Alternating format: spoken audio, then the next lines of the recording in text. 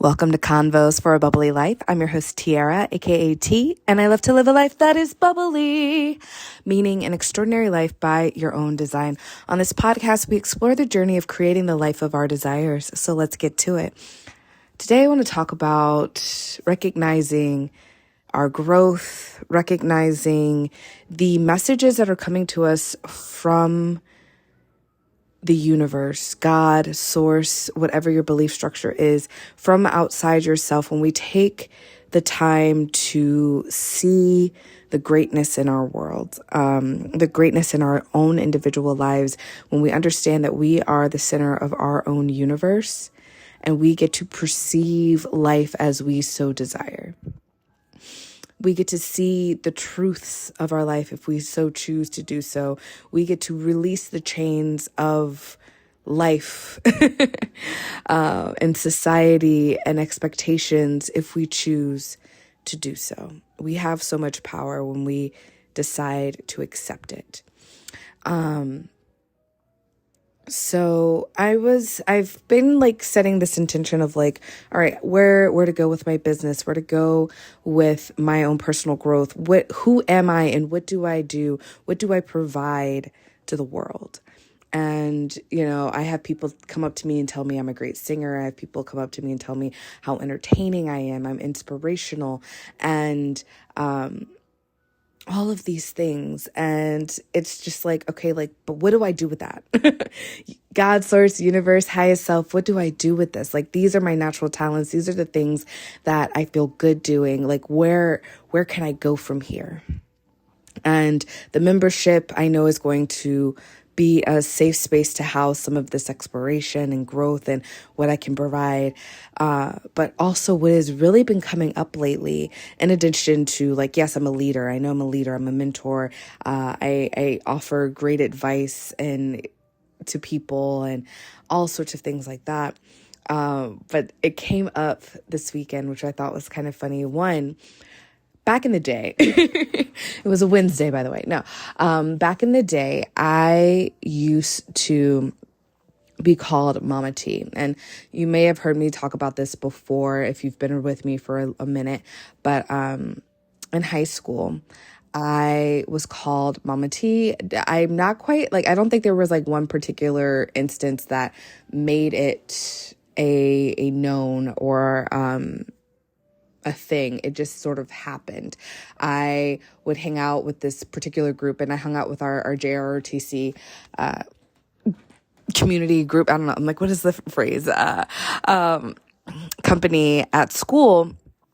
And I wasn't a member of JROTC. I just had a lot of friends that were in it. So I would in the mornings be in their trailer, and I would participate in events, and I went to their military ball. I did all the stuff, right? But it would just became known amongst the battalion that I was Mama T. People listened to me. People came to me for advice, and it was just a thing. And I'm I exude this motherly, nurturing presence is kind of how I've interpreted it now. And it was just so funny when I went to this event this weekend. Someone was oh snap, Mama T's in the house, and and I was man, I haven't heard that nickname come up in a minute, right? And I'm it's so funny how Mama T or Queen or any of these little accolades show up for me in disconnected spaces, right? As in, these people don't know me from these people know me from a different part of my life, different time of my life, different group of people in my life. It's not someone from high school came up and was what up, Mama T? And somebody else overheard it and was you know what, that makes sense.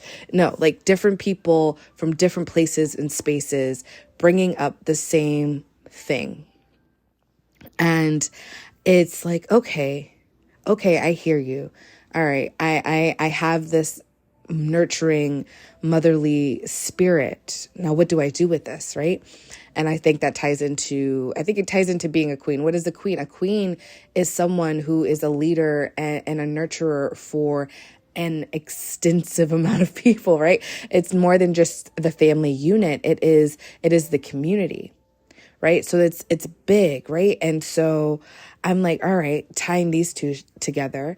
And then moving forward, I had multiple instances where I got to heal is like the best word I can say, like bring in Reiki energy, bring in using powerful words, laying hands, and it was magical, right? Two instances, two completely different people. I have no idea what their belief structure are, but they felt something, right? Changed. They felt a lightness. They felt relief. They felt something. Now, whether or not that's going to have a lasting effect, it's up to them, right? You know, there is a limit to what any leader, mentor, whatever can provide. At some point, we do have to take control and step up for our own lives. But I can be a catalyst. I can be an inspiration. I can be a mentor and a guide. And that is what I am seeing. And I think there's just parts of me that still don't believe it, right? There are parts of me that are like, yeah, sure. You know, these people come to me for whatever, but like, you know, are they really dedicated to the cause? Meaning that like, all right, cool. Like they recognize my power, but are they really ready to receive it? Are they really ready to, you know, embrace it? I think about a lot of relationships I've had over the years, and I feel like oftentimes I would feel like, all right, well, people think that I'm powerful enough, or people think that or this is my interpretation. No one's ever actually specifically said it, but like, I feel like sometimes, let's say, you know, real life, you know, I am out with a bunch of friends and, we're leaving for the evening. Everybody's heading back to their cars or whatever.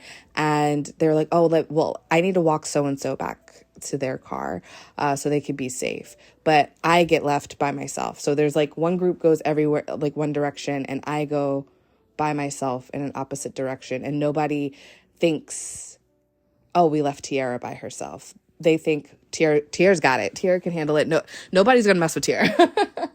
Like, if they dumb, they mess with Tiara. And, well, yes, there is some truth to that. It also, on an energetic or like on an emotional level, it's still like, but I would like to like not have to walk down the dark street by myself.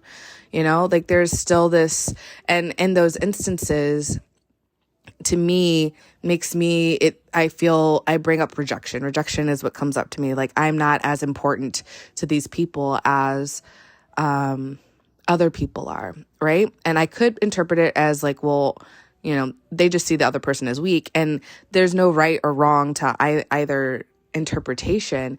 But in one way, I am giving my power away. By saying that, well, like, I'm not good enough, right? It just all ties into the I'm not good enough trope that is like a ever present constant in my psyche that I have to really continue to shut it down, right? It's not like I'm not fun. It's not like nobody really wants me around. It's not like, I mean, sure, there might be someone out there that's like, all right, I've reached my Tiara capacity for today, and like they peace out. And that's totally fine. You know, we all have those moments and those people in our lives where, you know, we reach a certain level, like we max out.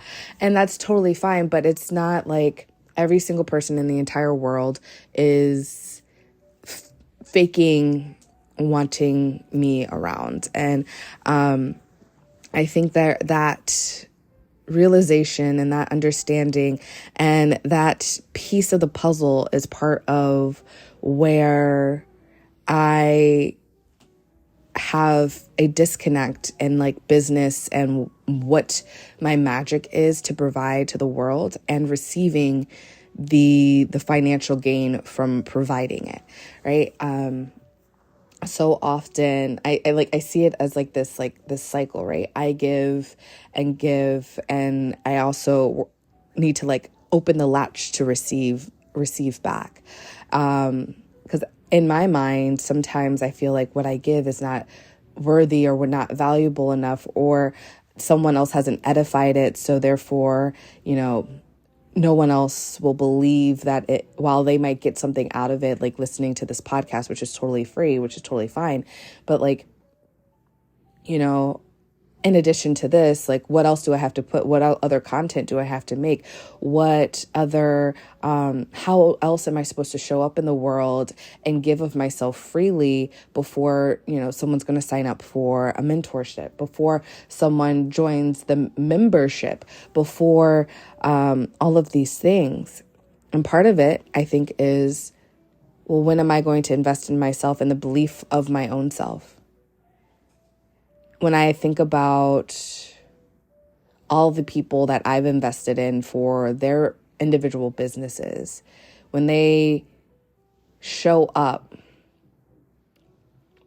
let me rephrase, the ones that I am so excited to like give my money to and receive their product and whatever are the ones that show up with a knowing, a confidence, a deep understanding of who they are and what they're giving to their clients. And the ones that I'm like, cool, I want to help you out. Those are the ones where I'm just like, this is a price point I feel like I can release. This is a whatever, and I'm going to be a good friend. And that's, and maybe they'll be a good friend to me down the line or whatever. And I'm tired of that cycle. I'm moving out of where are my good friends who will join my wine club, or good friends who will join my membership just because they like me. I no longer want to be in a cycle of like, well, that person bought this program, so I'm going to buy that program. This person did this and whatever. And it's neither one of us are getting anything potent out of it. We're not really truly receiving the gift that each of us has to be given because we're not the right person for it. I am now like, okay, I want the people who are ready, right? Like who are receiving and who are experiencing greatness when they hear my voice. They're experiencing the extraordinary when they participate in my work. They truly see the value. They're going to be the people that are going to leave the reviews. They're going to be the people that shout my name from the rooftop and truly mean it. Those are the people that I am connecting with. And I'm in a weird, like, I feel like breaking space, if you will, of like letting go of that old cycle and coming up with something new. And it's weird. I don't want to say it's hard. It's just, it's a little uncomfortable, right? It's unknown. Who's going to show up next? Where are we coming from? And it's really fun to kind of see how people just show up out of nowhere and people just know certain things. And I've been in a space where I see so many, like, I'm meeting so many people that could just be like, bam, your energy is everything. And I'm like, dude, I said like 2 words to you. What is happening? Where are we? And so I can see this shift and this change in the world around me. And I think part of it is some of it has already always been there. I just wasn't ready to accept it yet. And so this is like a really fun experience. And I'm leaning into the fun. I'm leaning into the luxury. I'm leaning into the decadence of it all. And setting the intention of seeing this magic, seeing this power, seeing this abundance has really helped me to further open my eyes to where I can go and where I want to go. Because there's a difference. There's a book called The Big Leap. And I don't know if you really necessarily need to read the book. Sorry, Gay Hendricks, if you ever read this, listen to this. But in the moment, I remember reading it and be like, oh, this makes sense. But the biggest takeaway I had was that so often we tap into what we can do. And not a lot of people hit that crossroads of not only what we can do, but what we want to do. Right? I saw it more like, like settling for like mediocrity. Like, all right, cool. Like, this is my upper limit. Like we put a limit on ourselves of, hey, I'm good at this. Other people recognize that I'm good at this and I can make money off of it. So this is going to be my career path. Does it really light me up? Does it make me super excited? Am I particularly passionate about it? Maybe, like it's just all right. It's like what we've come to recognize as our like status quo. Like, all right, this is what we're, I feel like on some level, I feel my generation, we did hear you could be and do whatever you want. A lot of times in school, people were like, you can do whatever you want to do. But it kind of felt empty when people said it. It's like, you can do what you want to do, but like there was like an underlying of like, but you have to have like the grades for it, or but you have to have the talent for it, but you have to like da da da da da. There was very few times where I truly felt like when someone was like, you can be whatever you want to be, that they meant it when they said it. I will say that. But I think newer generations are really getting that conversation and believing it, right? And the person who's telling these people like, hey, like open your mind up, like open your eyes, get out there, experience life, see what it is that might light you up, because you can do it, you can be it, you can have it, right? And these generations are like, yes, you're right, I can. And they're going after it. And it's really exciting to watch these new generation of people without this like block that I think previous generations had. And whether it's like your economic status, whether it's race, religion, any sort of belief structure that has been like indoctrinated upon you throughout life, that helps shape our mindset and helps shape what we think our limits are. And so in this book, they basically talk about you can have your zone of excellence or your zone of genius. And zone of excellence is kind of operating again in that like, I'm good at it. I like it enough, whatever. I'm not going to reach for more kind of space. Like this is like, it's like your comfort zone, right? And so I think a lot of people, we find our comfort zone and we stay there. To be in my comfort zone is like having a full-time job to like fall back on, having the benefits and whatever, and working the 9 to 5. But the push is like, I really like, I believe that we're here to like enjoy life, and not that I don't enjoy my job. It's still a job. That's the thing. Like, it's still like, it's not me. It's not the thing that I created for myself. It's not the thing that, really makes me super excited about anything. Like, I'm just excited that I get to work from home. I'm excited that I enjoy the people that I work with. I'm excited that, I get a paycheck. Like, these are the things that excite me. And I am excited that the company does good work and has a really good belief system that's in alignment with a lot of the things that I believe socially and all that good stuff. So like, that's cool, but it still doesn't tie back to like, this is literally like what I really want in the world, what I want to do, it's the comfort zone, right? And I can push myself within that comfort zone and get leadership roles and do things where I can stand up and speak out for myself or speak out for a community or whatever. But it's still operating in a box. It might be a bigger box than previous boxes, if you will, but it's not breaking down the walls and really opening up to freedom. So for me, like, what would really make my life happy is like, basically like retirement. It's the best job I've ever had, is like what my parents say, but like living that life, but continuously making money during it, like living the luxury, living the decadence, having the disposable income, being able to give to our community financially and energetically and receive in the same right? Like that, but also when I wake up in the morning, I want to be able to look at my day and what I have to do in that day. And it's not like, oh, I have to sit at my computer for 10 hours because I am tied to a corporate situation. If I'm sitting at my computer for 10 hours, it's because I am creating. I am creating content. Let's be real, I'm not going to be sitting at my computer for 10 hours. That is not the life I'm creating for myself. The life I'm creating for myself is like, I feel if I'm going to have to like quote unquote work, I want to feel like I might be working 2 hours out of the week, right?